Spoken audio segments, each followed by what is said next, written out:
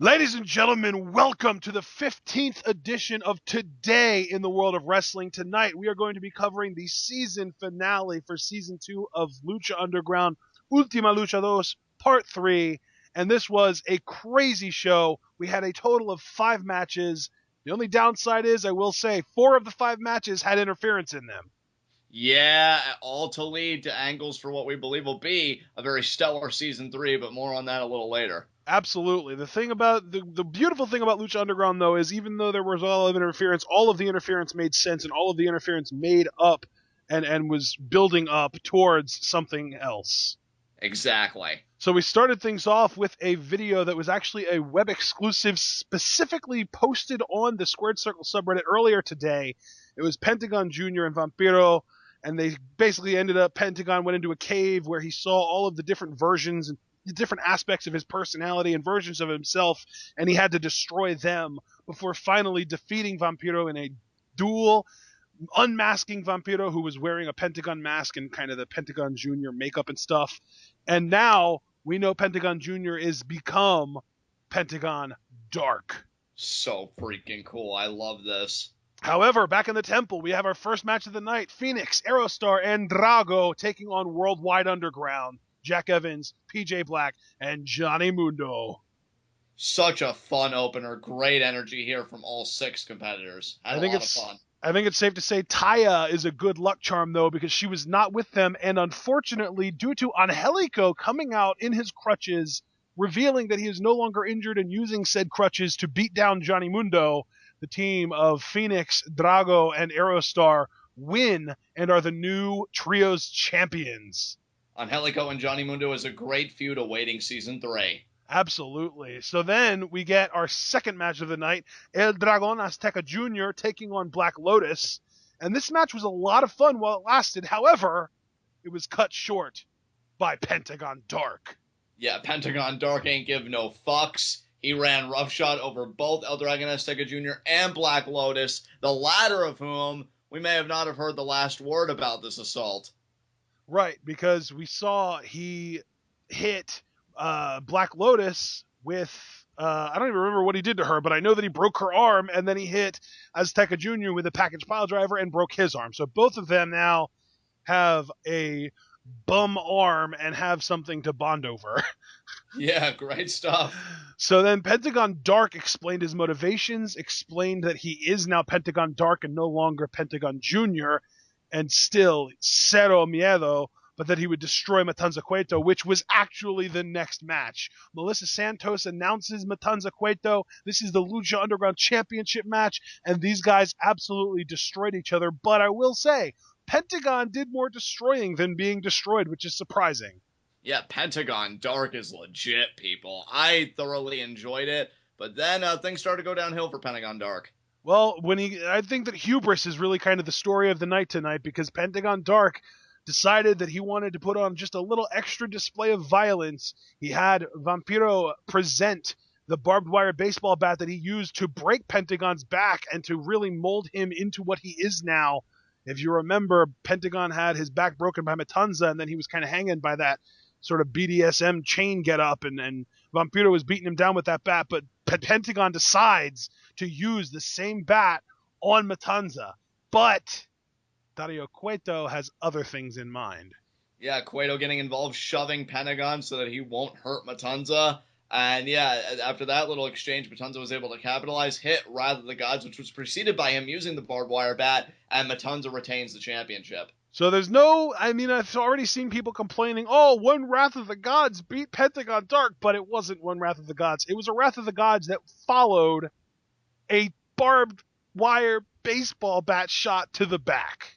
Yeah, brutal stuff, people. And even if that didn't happen, Wrath of the Gods is being performed by a literal god, so it's okay. Exactly. So then we got a very interesting segment where Vampiro came out to kind of comfort Pentagon, knowing that Pentagon had lost the match, but Pentagon rebelled. Pentagon shoved Vampiro away and ended up leaving by himself, and then on commentary, Matt Stryker was trying to kind of comfort Vampiro, and Vampiro was very much visibly shook. Exactly. So then we get to our semi-main event of the evening, which is an awesome thing to feel and to be able to say because these women tore it up. Taya versus Ivelisse. This was a very good match. However, because I already said we had a lot of interference, we got even more interference here, but probably my favorite interference of the night. The lights go out as Marty Elias is about to hit his hand down on the mat for the 3 count, and Katrina is in the temple. Yeah, and she's in fighting gear, and she lays Ivelisse out with a double arm underhook, like DDT kind of drop. If you guys remember Roxy Laveau from TNA and her finisher, the Voodoo drop, that's what I believe Katrina used here. It was sick. Yeah, except I don't think she used the double underhook. I think she just had like the DDT hold. She may have. I forget, honestly. That was years ago, but yeah. Regardless, so she drops Ivelisse. Taya hits, what is it, John? Para por favor. Para por favor. It's Spanish for bitch please. Yeah, buddy. So she hits that. She picks up the victory, and then the lights flicker again. And what did Katrina say here, John? I honestly couldn't make it out, dude. Oh, she said, death comes for everyone, even you, bitch. Oh, and then she did the lick of death. Yep. So good. So then we got an amazing video package really going over Prince Puma's Lucha Underground career, kind of recapping Conan introducing him to Dario Cueto, his rise to the top of Lucha Underground as champion, and of course his challenge to Rey Mysterio to see who truly is El Rey. Yeah, this was a great back and forth match. I love the body language that Puma was exhibiting, especially. I was just talking about the video package, but we could talk about the match too because that was next. Yeah. Rey Mysterio versus Prince Puma, and like you said, John, this match was amazing. Very back and forth, very even. Puma, in my opinion, Puma felt like the better fighter, but Rey had more ring savvy. Exactly. I said early on it was going to come down to who made the first mistake, and as it turns out, Prince Puma made the mistake of not pulling the trigger when he could have. He was on the top rope. He had Rey set up for the 630, but he just hesitated too much. He missed. He ended up getting hit with a 619 and then a sick Dragon Rana from the top rope to give Rey Mysterio the big win. Yeah, so Puma now 0-2 at Ultima Lucha. Crazy. And this was Rey Mysterio's big win.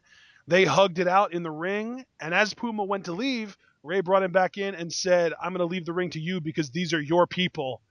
But as the show goes to the end, and as we think we're about to get our 5-minute hype video for Season 3, Pentagon Dark comes out, strikes Vampiro, super kicks Matt Striker just to get him out of the way, and then uses the baseball bat wrapped in barbed wire to cut open Vampiro and just destroy him.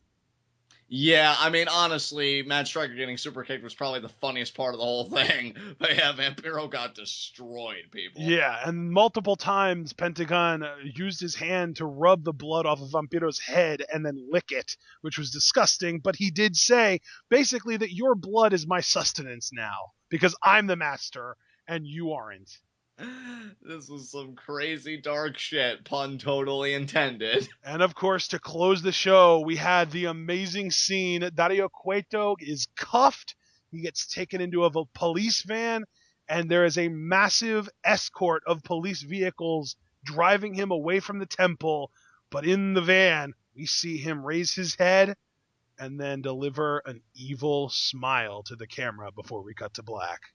Yeah, and by the way, guys, no mention of the Lord, I don't think, in any of the 3 parts of Ultima Lucha Dos. Nope. Like, that's crazy. That takes some balls to me. I do believe that this Cueto scene was actually the only cinematic we got for the entirety of Ultima Lucha Dos. I feel like we may have gotten maybe one other one, but I couldn't even tell you what it was. Well, Cisco's death is probably what I'm thinking of. Yeah, that one. Yeah, but I mean, no mention of the Lord. That's insane. Absolutely. So we will have to kind of sit tight and wait until Season 3 begins airing, which is hopefully going to be in the fall, if not January at the latest. But either way, Ultima Lucha Dos is in the books. Lucha Underground Season 2 is in the books. And it's just a matter of time before Season 3 rolls around and we get a whole new chunk of amazingness. Ladies and gentlemen, this has been an amazing ride, and we will see you all for the Lucha Underground Roundtable up next. Stay tuned.